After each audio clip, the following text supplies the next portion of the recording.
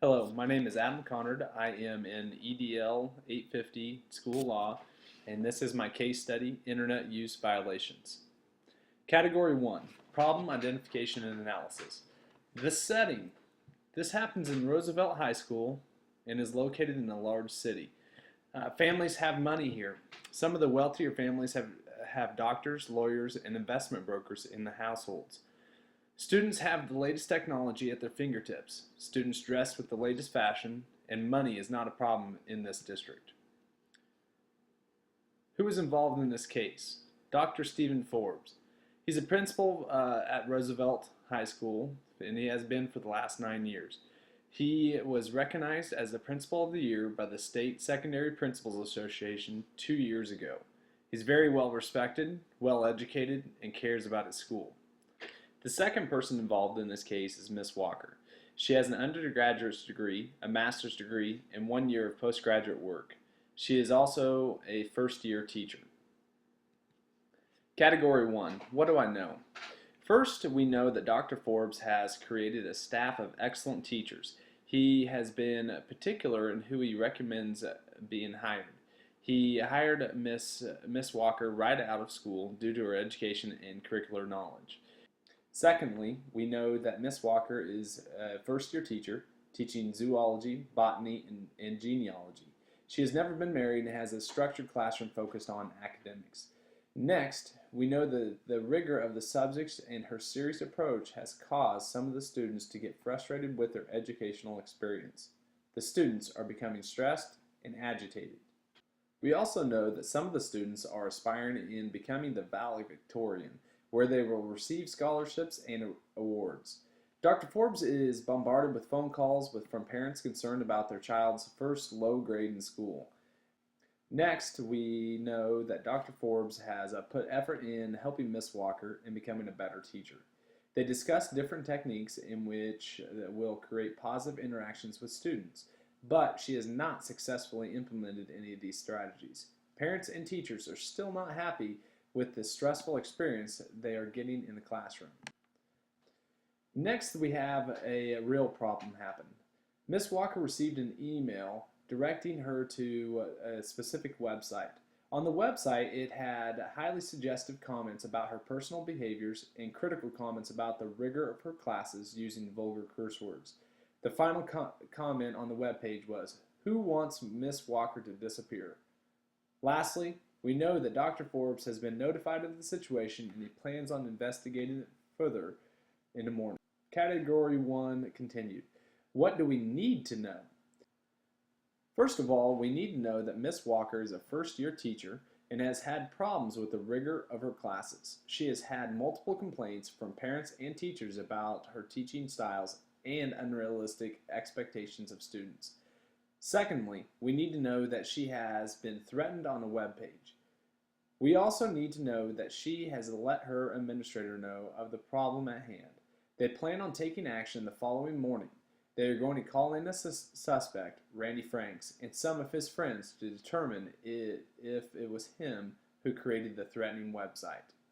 Identifying the problem. The problem is, we do not know who has sent Miss Walker an email urging her to view a website in which there is a threatening message. The email uses profane language and ends in, "Who wants Miss Walker to disappear?" Category 2, Proposed Plan of Action with appropriate strategies for implementation. Step 1, Handle the website. Here's the strategies I would use. Use the print screen feature. Take pictures or copy and paste the contents of the page to a secure location.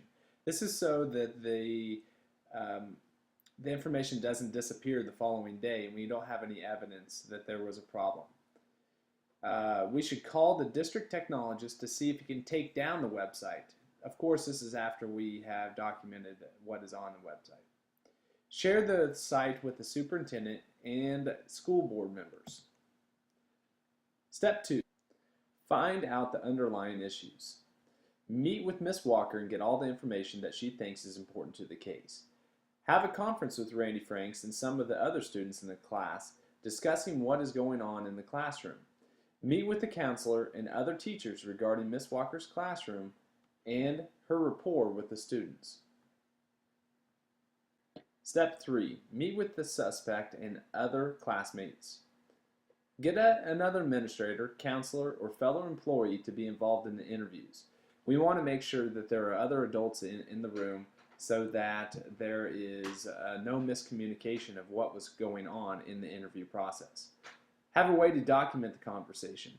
Tape recorder, camera, etc. Call in Randy Franks and get his story. Call in his classmates one at a time and to get a better feel of the classroom from the student perspective. Category 3. Resolve the issues based on promoting the success of all students. To promote the success of all students, we must resolve these issues in a timely manner. If we allow the issues to go unresolved or take too much time narrowing down a solution, the students will suffer. We need Ms. Walker to feel safe in her classroom and get back to teaching.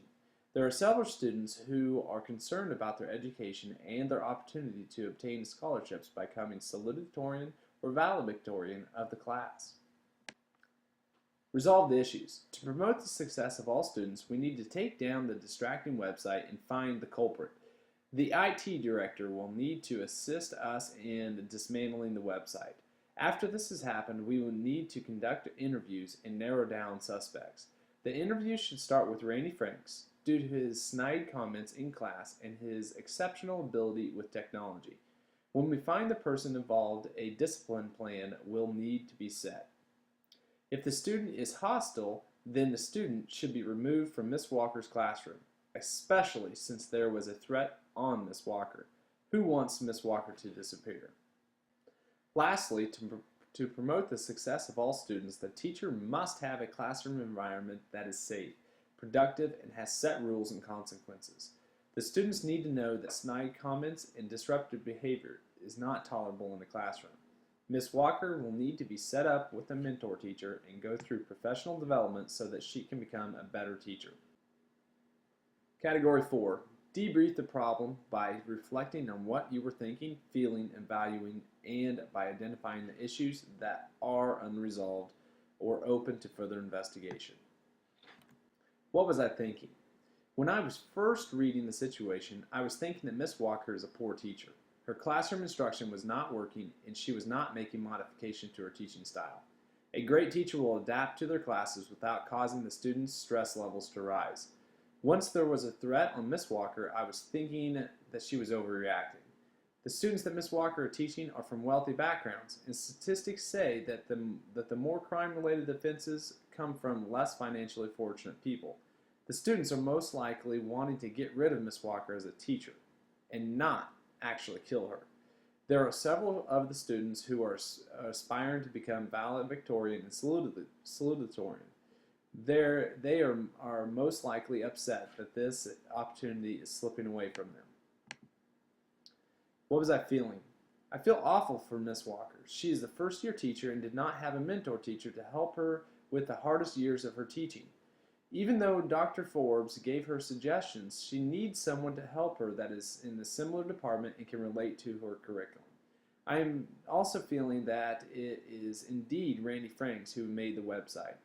He has a strong technology skills to create the web page, and he has also had a history of bad behavior in class. Lastly, I feel that Miss Walker needs help becoming a better teacher. She has not done a good enough job adapting to her first year of teaching. I would start providing her more professional development and give her a mentor teacher. What do I value? First of all, I value our school's reputation. We have worked hard in becoming one of the best schools in the state. I also value that I have surrounded myself with terrific staff members. Second of all, I value Miss Walker's superb judgment in calling me when she found the website. With her immediate action, we are more likely to catch the person responsible and save our school's reputation, and also provide Miss Walker with a sense of safety by resolving the issue. I also value our technology-rich school district. With the right technology, we can track the web page to the culprit and then start a plan of action for discipline. The web page should be taken down without much hassle. Category 4, what are the unresolved issues? There are issues that are unresolved or open to further investigation. They are as follows. We do not know who created the website. We have not provided Miss Walker a solution for her not feeling safe. Miss Walker needs help becoming a better teacher. The website is still active. There are parents concerned with their children's education. Category 5, Reflection of Standard 5. Dr. Forbes consistently demonstrates a clear and compelling sense of integrity and ethical behavior that serves as a model for all members of the school community. In the past, he has strived in gaining respect in the community. When Miss Walker was struggling in her classroom, he made an effort to help her with her delivery. On the night Miss Walker talked with him, he was very calm and didn't jump to conclusions. He told her that they would handle it in the morning, which is always a good idea since emotions can make people miss important facts. He also did an excellent job of not blaming Randy Franks, even though Miss Walker had her own conclusion. He is going in conference with several people. Even though this occurrence will most likely tarnish the school's great reputation, Dr. Forbes is adamant that they resolve the issue at hand. Standard Component 2. Dr. Forbes acted with fairness when in handling this issue. He made it clear to Miss Walker that they would find the person who created the web page, yet he didn't blame Randy Franks for his action. He told Miss Walker that he would call in Randy and his friends to interview them. Second of all, Dr. Forbes consistently and genuinely treats all stakeholders fairly, vigorously expects ethical behavior, and is willing to confront those who fail to meet this expectation. He could have avoided the issue and hoped it resolved itself, but that wouldn't have been fair to his teacher. He chose to confront several students and get to the root of the problem. He also treated Randy fairly, giving him a fair chance. Standard Component 3. Dr. Forbes models personal and professional codes of ethics that are clearly reflected in the behaviors and values of the staff and students in the teaching and learning process throughout the year. First, he tried to help Miss Walker with her teaching by giving her strategies to try out. He had numerous phone calls complaining of Miss Walker's poor teaching, yet he gave her a chance to get better. Second, the plan that I have derived will get students back in the classroom very quickly. This will ensure that their education can continue. Also, by giving Miss Walker a mentor teacher and providing professional development opportunities, have given her a chance to improve without non-renewing her. This has been my resolution for the case study, and it concludes the last assignment of this class. Thank you.